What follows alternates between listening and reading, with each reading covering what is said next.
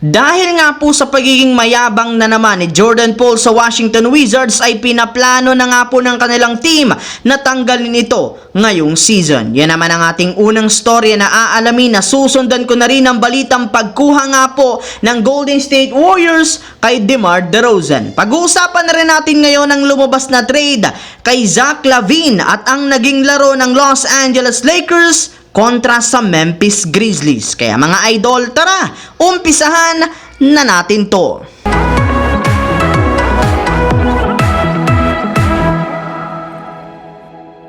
Nga pala mga idol, sa naging laro nga po ng Golden State Warriors at Minnesota Timberwolves, meron nga ditong nangyaring kaguluhan sa simula ng kanilang laban kung saan nagsimula nga ito sa pagkakainitan at paghawakan ng damit ni na Jaden McDaniels at ni Klay Thompson na inawat rin naman sana ng mga referee at Rudy Gobert na pumagit na agad sa kanila. Ngunit matapos lamang nga pong hawakan ni Gobert si Thompson, agad na nga po ditong naging agresibo si Draymond Green at agad nga itong sinakal ng ilang segundo. Kaya dahil nga po sa nangyari, pareho nga pong natanggal sina Klay Thompson at Draymond Green at posible nga pong nahaharap pa sila sa isang suspensyon mula sa NBA. Samantala, marami nga po mga idol na mga fans at NBA analyst ang hindi natuwa sa inasta ni Jordan Poole sa mga nakalipas na laro ng Washington Wizards, lalong-lalo na ang pambabastos nito sa kanyang mga teammates at mga coaches sa kanilang nagdaang laban sa Toronto Raptors. Kaya agad-agad nga po itong pinagkaguluhan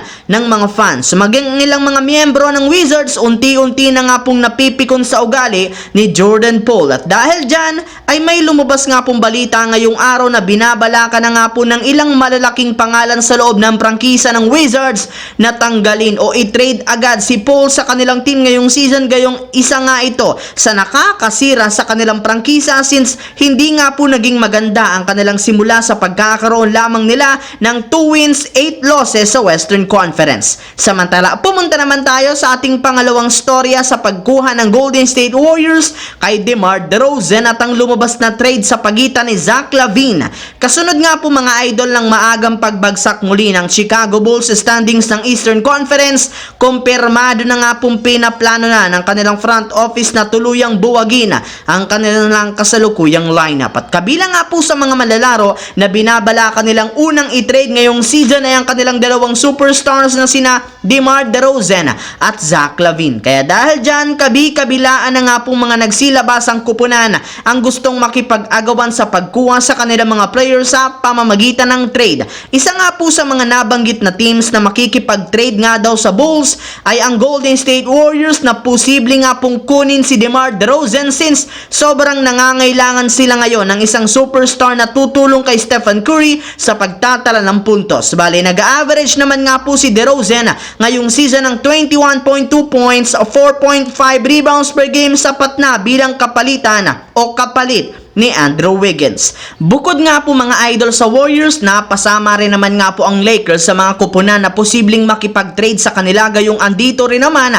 ang isa sa matagal na nilang target na si Zach LaVine. And since ayaw talagang ibigay o i-trade ng Lakers si Anthony Davis, pwede na lamang nga po nilang gamitin dito ang kanilang mga players na sina D'Angelo Russell, Rui Hachimura, Jalen Hood-Schifino at ilang mga future round picks upang makuha nila si Zach LaVine sa isang in-season trade. And speaking of Lakers mga idol, bago pa man nga po magsimula ang kanilang laro ngayong araw kontra sa Memphis Grizzlies, inanunsyo na nga po ng kanilang team na magbabalik at maglalaro na dito ang kanilang superstar na si LeBron James matapos ang isang game niyang pagkawala. Pero sa kabila nga po niyan, naging mainit pa nga po ang simula ng kanilang laro matapos silang maagang mag-struggle sa shooting. Sinabayan rin naman nga ito ng pag-arangkada naman ng Grizzlies na pinangunahan ni Desmond Bane at Jaren Jackson Jr. Pero sa kabutihang palad rin naman pagpasok nga po ng huling mga minuto ng second half o first quarter, nakagawa rin naman nga po ang Lakers ng paraan upang kumagat na ang depensa ni Anthony Davis at maging mainit na ang kanilang shooting sa pangunguna ni LeBron James na siyang naging rason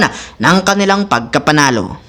Ang videong ito mga idol ay hatid sa inyo ng Aurora Game, isang play-to-earn mobile app na kung saan pwede kang kumita habang nag-e-enjoy ka. Maraming mga games dito mga idol gaya ng Color Game na alam kong siguradong mananalo kayo. Dragon versus Tiger na simple lang pipili ka lang kung Dragon ba o Tiger ang mananalo. Meron ding Toss a Coin na alam kong alam nyo na at marami pang iba. Sobrang dali lang mag-register gamit lang ang iyong mobile number, hintayin ang verification code at gumawa ng password. Madali lang din mag-cash in at pag panalo, cash out agad gamit ang iyong GCash account. Kaya ano pang hinihintay nyo mga idol? Mag-download na at manalo. Nasa comment section ang link para makapagsimula na kayo. So yun lamang mga idol ang ating bagong video na ating pinag-usapan ngayon dito sa aking YouTube channel. Once again, this is your J-Zone TV. Huwag kalimutang mag-like at syempre mag-subscribe na rin. Pindutin ang notification bell sa akin channel para lagi kayo maging updated sa mga videos na pinapalabas ko. Isang malaking shout out sa lahat ng solid J-Zone TV dyan. Maraming salamat mga idol. Hopefully nag-enjoy kayo ngayon.